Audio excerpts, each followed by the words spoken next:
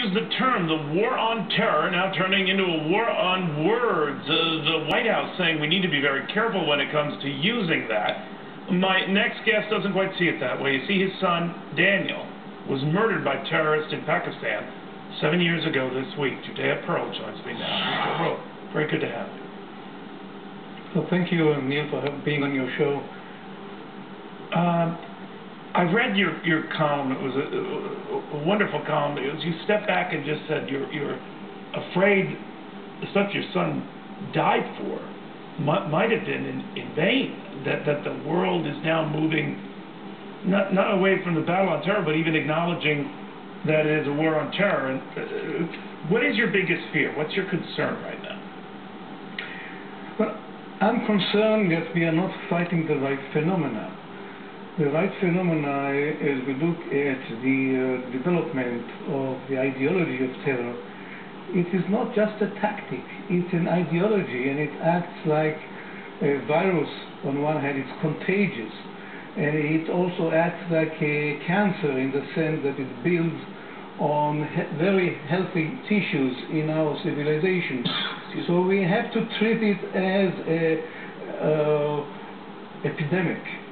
And we have, number one, to define it. And for some reason, the UN pretends that it cannot be defined, but every child understands what terror is. It's a targeting and injuring of innocent people for the purpose of broadcasting or transmitting a political grievance. It's very simply defined in a couple of words.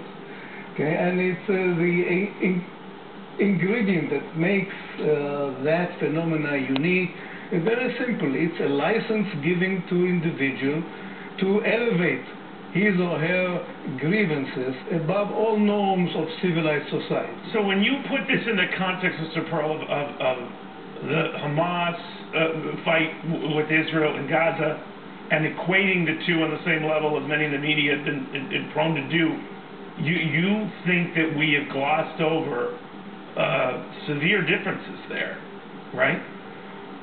I think that the atmosphere is to treat it, or the strategy is to treat it as isolated phenomena, unrelated, whereas in reality we see here a common thread, which is this ingredient, that an ideological virus that permits a person to elevate to amplify the grievance into a cosmic injustice, and then provide oneself with a license to cross red lines.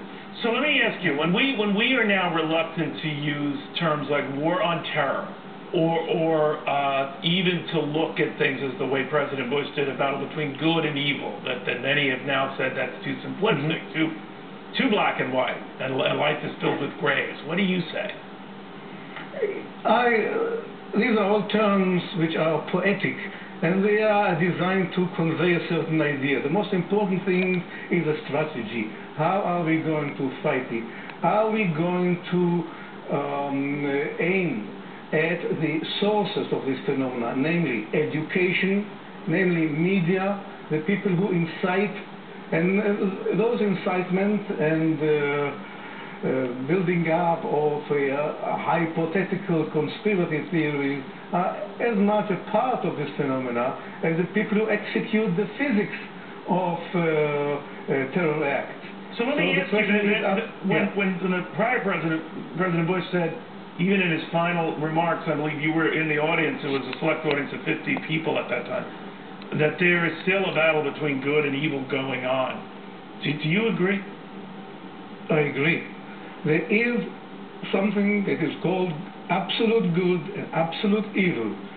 And we all agree on the manifestation of these two in certain areas. For instance, we all agree that child pornography is evil. And there's no dissent here. For some reason, terrorists act against innocent civilians for the purpose of transmitting political grievances, is gaining credence, is gaining legitimacy in the mores of our culture, and that worries me. finally, and I don't want to bring up something that will just be unpleasant for you, but you come here and it was very nice of you. In the Arab world, in much of the extreme Muslim world, they're celebrating the people who were behind your son's killing.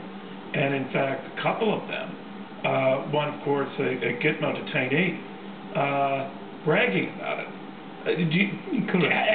How do you feel about that? Well, this is not a uniform phenomenon for the Arab world, and it's not uniform for the Muslim world. There are some jihadi elements that are using it to recruit and to brag and to show power. But I think it's a minority of people, even in the Muslim world. Then how do you feel about the shutting down Gitmo? I don't care if they call it a Vatican, as long as they bring these people to justice. Mr. Pearl, thank you very, very much.